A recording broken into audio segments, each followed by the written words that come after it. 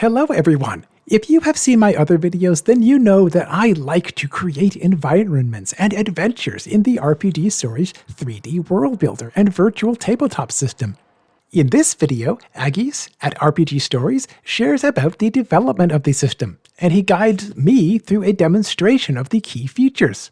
If you are learning about RPG Stories for the first time, or if you are experienced already with the program, then this video will clarify about how the program works and how you can maximize your creativity and experience with the 3D World Builder and the Virtual Tabletop system. All right. So first of all, thanks for having me here, and your support is, priceless. I must also ask people watching this to subscribe to your channel, because that's really important.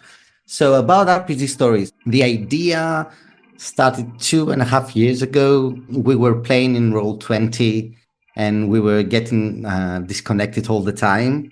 I was at that point working in a video game company as a senior producer, and kind of started as a joke, like I'm going to start my own company to create a VTT the way I want it to be. I gathered a team. The program is created in Unity engine. The initial idea was to make something for D&D, but then we saw that at that point, at least in 2022, that the competition wasn't really supporting any sci-fi games or modern games. So we said, let's do it. Let's try and equally support all eras. Slowly that turned to supporting specific games rather than eras. And that is why we are now introducing the new dice panel in a week or so, because we want to support like specific games, not just in theory sci-fi or in theory modern. So the process was to, first of all, find the funds. That's why we went on Kickstarter. It wasn't a great success because at that point we were running with 2 other VTTs at the same time. So that was unlucky, but we got funded, and for the past 1.5 years, we are working really, really, really hard. We delivered, we are on Steam now, moving forward to a new campaign, and we are really happy. That was a dream come true. Seeing people using it, seeing people playing, it's fantastic. We have no words. That's how it was made, with a lot of work and over hours, because everyone in the team really loves the project. So we tend to work more than the average person. And that's the reason we are always online. I'm pretty sure you've noticed. People are wondering when we're sleeping. But yeah, I have to mention everyone that is helping. It's obviously Hrisa. She's part of the team. She's the main producer. And she's always there. I can imagine her watching TV, and she always has her phone to reply to everyone. But also our moderators like Lucky Nubra, Hobgoblin, Bear, Insanity, they're always there to answer. And, they help a lot because we are in Europe. So, when we are asleep, they're always there to reply. And yeah, it really worked out for us because it was our initial idea to create like a team that will not feel like a company with no face. So we wanted to be there, and we're glad that we see people appreciating it. We like communicating with you guys because you create the stories, we create the software. That's it pretty much. So here is the startup page that you probably have seen millions and millions of times. Oh, you have no idea. Also, I don't know if you noticed that we added this intro music, which is okay. It's nice because someone that buys the software and the first time they open it, they can listen to the music, and it's nice, it's epic, atmospheric. But for us that we are testing, we literally hate it now. After a week, we were like, oh my God, not again. But yeah, this is part of the job, so yeah.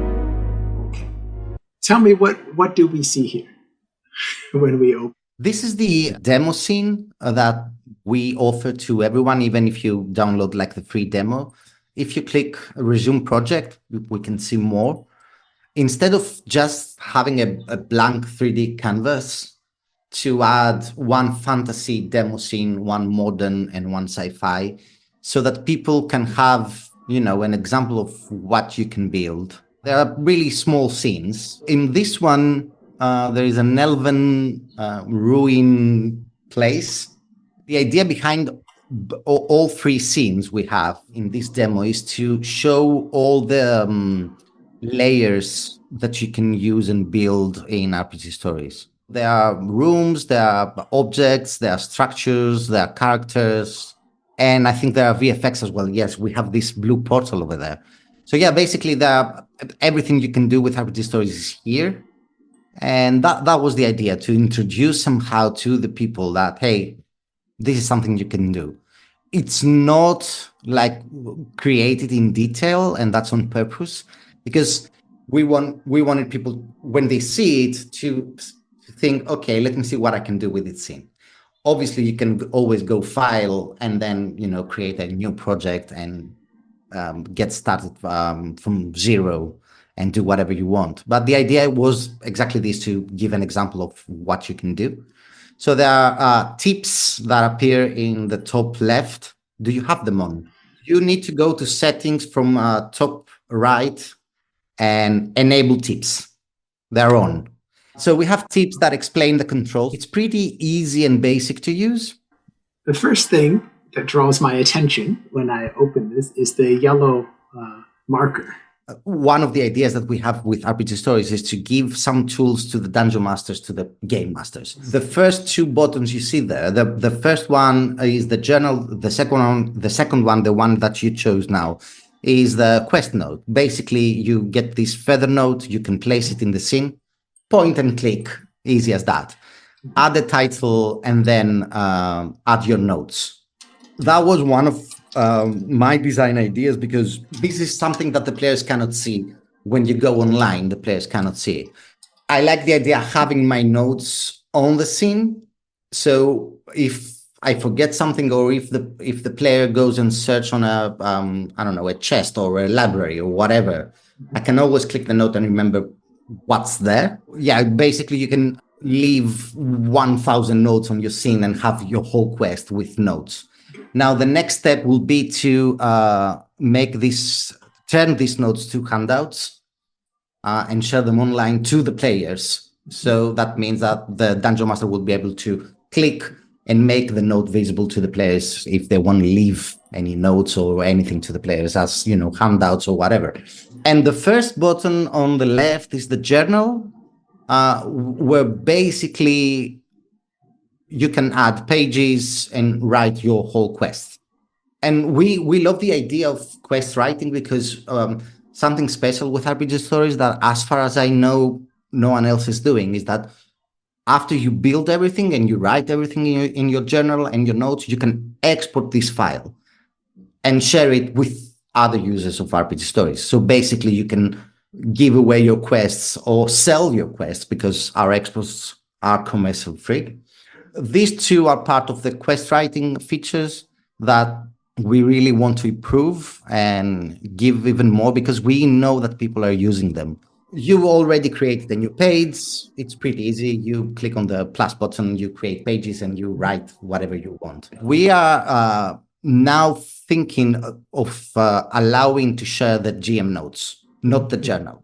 Because the players have their own journal, they can type down whatever they want, all right. But the GM notes, we want to turn them into handouts. It will be really easy, basically. You'll just have another button to share it with your players. We recently gave the ability to the GMs to test the scenes and view them as players. So, for instance, if you... so if I select a character? Click on a character, any character, yeah. So there's this play button there. If you click on it, now you can see the scene exactly as the players are going to see it. And you notice the notes are disappeared. Yeah, the notes disappear. The character can walk now. If you point and click anywhere, the character will start walking and the camera will start following the character. So basically, this is what the players see. Yeah. So whenever you click, the character will go and the camera will follow. Obviously, the Dungeon Master has the ability to control all the players, lock the cameras, lock the movement, we give authorities to the GM always. But yeah, that's the idea. We wanted to give this feature to the GMs because it was a big request in our server for the GMs to be able to test the scene and see how the players are going to see the actual scene. Yeah. So this is it. The GM tools, these three, we are going to add more in the future. So let's start with this one. The spawn point determines where the players are going to appear when the game starts. So when you invite them, you've placed it on a tree. Oh, there it is. So when you invite your players, now you know that in this certain tab that you're in, when you go there, they will always appear there. If you do not place a spawn point, let's say you forget or you don't want to, they will appear in the center of the scene. Yeah. If you click there, that's the center. That camera, that shows you the center. If you place more spawn points, each player that logins appears to the next spawn point. The other two are to fully customize the pathfinding experience. Basically, if you place the non-walkable area, you disallow players to click and go there. With the green, you do the exact opposite. We allow the characters to walk on floors. Anything that can be considered floor, they can walk. They can walk on stairs as well. And they can walk also in like upper floors, like this block of stone that the imp is flying.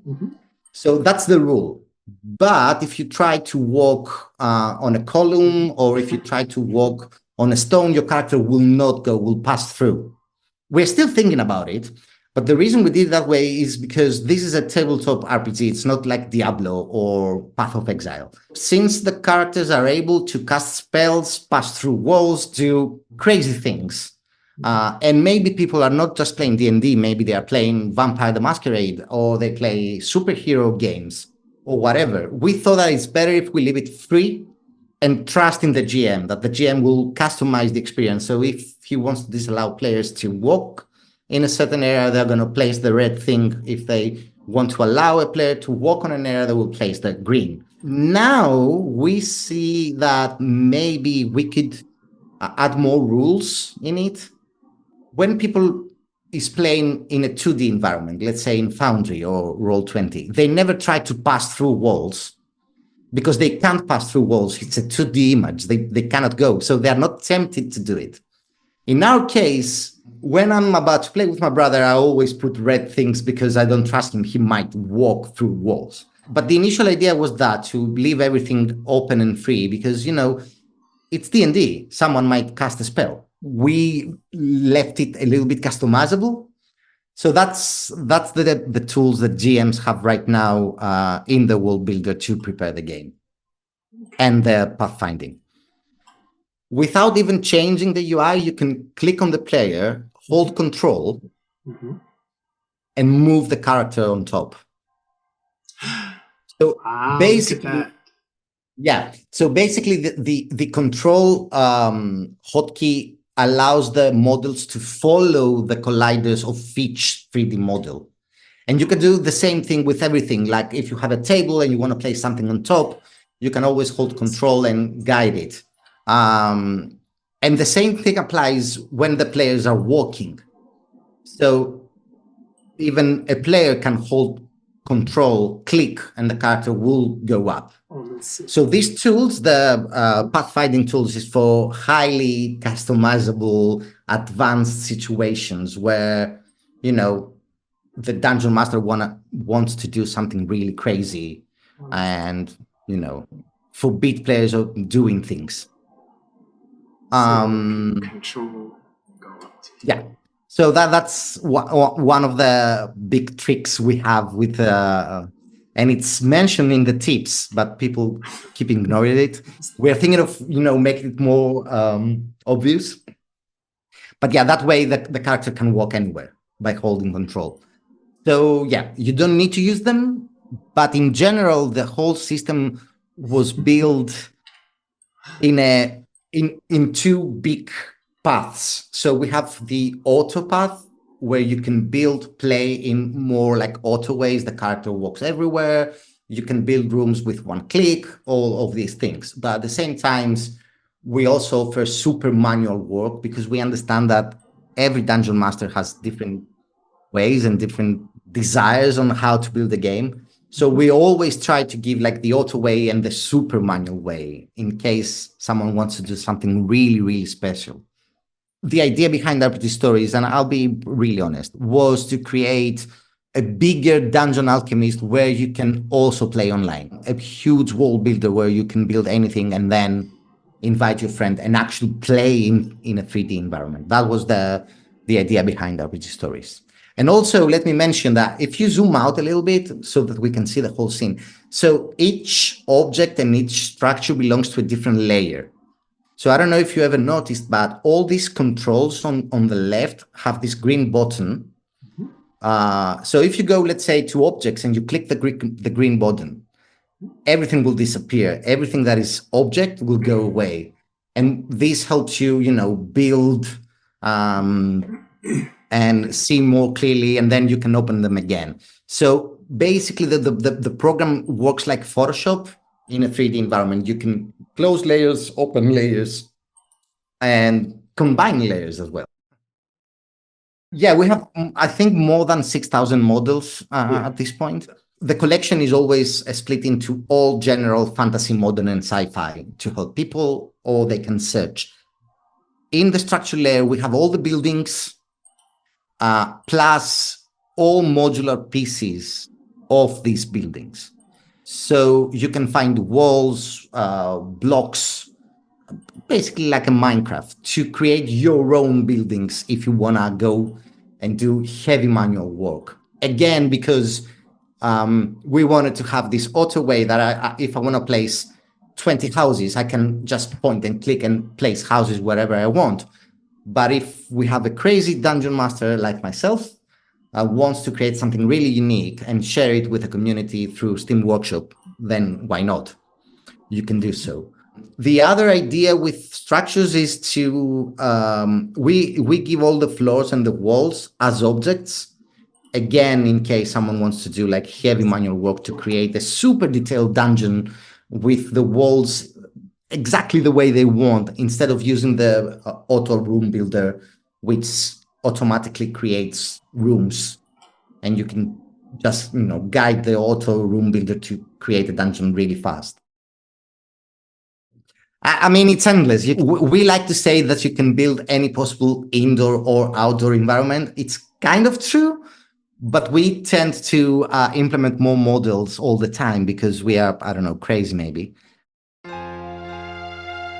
What do we see here? Yeah, and the funny story about the modern era is this. So we've been accused several times, and I get why, I understand why, that we only support games like Call of Cthulhu and 1920s, and people want more modern models, meaning nowadays. We recently started implementing more 2022 models in it. We are getting there because we understand that, that there are a lot of people who play a lot of different games. And basically that was the dream with RPG Stories, to create a world builder / VTT that will equally support all eras. And this is basically one of the main reasons we are moving on with a new Kickstarter, because we want to make this huge project even bigger and implement 5,000 more models and more characters and more monsters and more. People keeps asking for things. So here we are. We are giving them. Chris's inspiration. Yeah, it's one of the VFX. We have a collection of VFX. And obviously, Blood VFX should be there if you're playing role-playing games. Yeah, we chose to have a demo for the Alien RPG because one of our biggest fans and backers is a huge Alien tabletop RPG gamer. We are adding a lot of Alien stuff. I mean, right now the collection can support almost anything around Alien. In general, if I had to say, this VTT supports Alien, Blade Runner for sure, Cyberpunk for sure. You have a variety of things to build and different scenes to build, right? So I would say Cyberpunk for sure, Alien, Walking Dead, or anything post-apocalyptic. Call of Cthulhu, Dungeons & Dragons, of course. Now that we are introducing the new dice panel, we also bring in the dice from HeroQuest, the board game. For myself, I don't know how many fans of HeroQuest are out there, but yeah, I really wanted to do it. Obviously, you can open, as you already shown, the open and close doors for the DMs. Yeah, we have this object properties tool where basically the DM can alter how things work. You have to leave it in order to see it. So you can change how strong the lights are. You can open and close door. You can change color of the light as well.